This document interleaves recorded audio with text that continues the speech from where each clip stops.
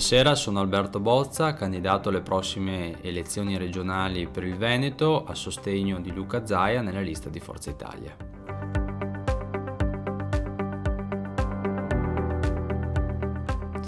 Ma noi dobbiamo tentare con questa sfida importante di fare in modo che Verona davvero sia più forte nel Veneto e su Verona si concentri una politica più concreta e più attenta che in questi anni probabilmente è stata abbandonata a favore di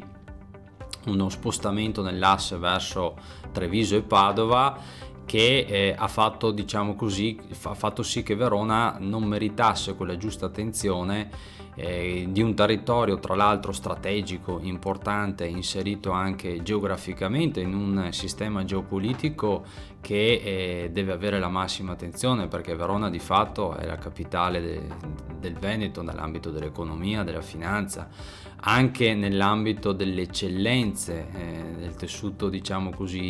economico, dell'agricoltura e dei prodotti della enogastronomia, che ha fatto del nostro territorio una delle eccellenze riconosciute a livello europeo e internazionale. E noi dobbiamo saper cogliere questa occasione, dobbiamo saper mettere a sinergia e valorizzare davvero con una politica di attenzione e di concretezza per far sì che Verona diventi ancora più importante rispetto a quello che oggi già lo è. Lo è grazie ai veronesi di tutta la provincia, che sono degli instancabili lavoratori che riescono anche a, inventarsi nei momenti delle difficoltà e mettersi in gioco. Ma se non fosse per la caparbietà e per l'originalità dei veronesi stessi, credo che oggi Verona subirebbe un peso più negativo rispetto a quello che oggi ha, e quindi noi dobbiamo dare davvero merito a questa città, a questo territorio, a questa provincia, a questi comuni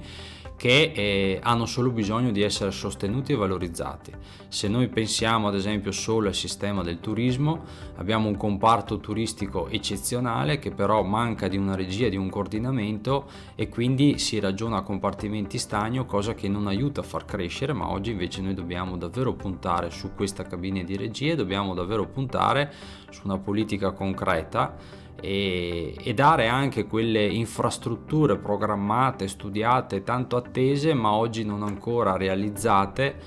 su questo territorio.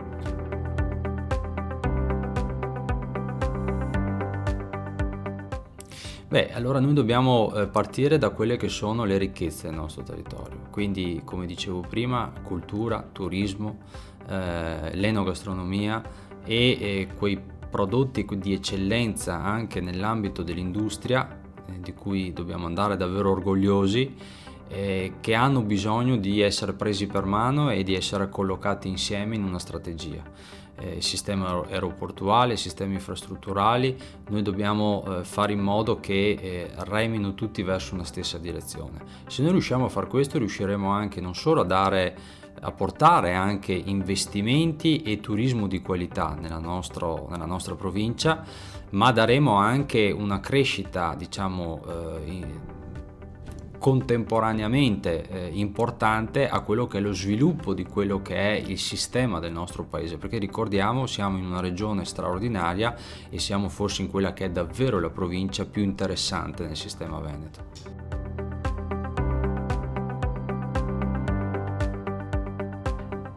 La spinta e la passione che ho per la politica da diversi anni, per il mio modo di far politica da amministratore locale e portare quindi in seno nel governo del Veneto quella politica concreta, quella politica pratica, quella politica seria, in un contenitore, quello di Forza Italia, oggi moderato, liberale, che è vicino alle piccole e medie imprese, ai lavoratori autonomi, agli artigiani, al settore del commercio e a quelle famiglie che davvero sono il pilastro fondante della nostra società. La passione per questo, la voglia di prenderli per mano e portarli in seno al Consiglio regionale Veneto per essere più forti e per sostenere ed aiutare la politica di Luca Zaia, che ha dimostrato in questi anni davvero di essere un bravo amministratore, un bravo presidente.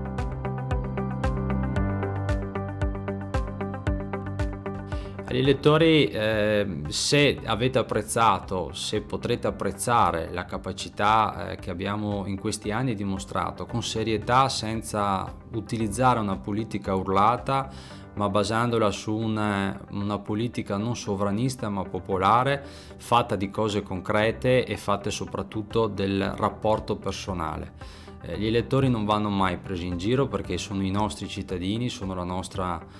forza, e bisogna confrontarsi con loro, aiutare, dare delle risposte concrete dove riusciamo a farlo e dove riusciamo ad essere, diciamo, incisivi.